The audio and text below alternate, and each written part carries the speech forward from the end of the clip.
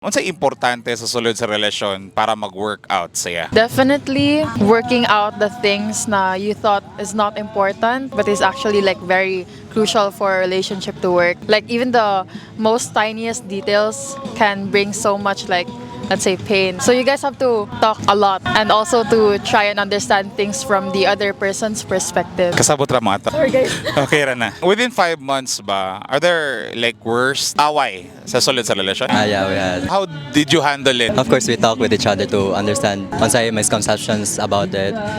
Of course, ako seloso ako. In what way ka seloso? Sa past. So, Sa past? Why? itong i-bring up lang. Tapos, okay naman siya sa misconceptions siya. Pero nadili na ninyo ni Ron. Basta ba mo, anong, if there's a problem, you talk agad-agad or later pa? Agad-agad? Yeah. Dili ba ka nang like, mo set mo space sa to cool down before you talk about it, ana? We don't sleep at night nga angry to each other. Better bang good i-fix ang usa ka butang before the day ends. Yes, para tomorrow another problem na pod.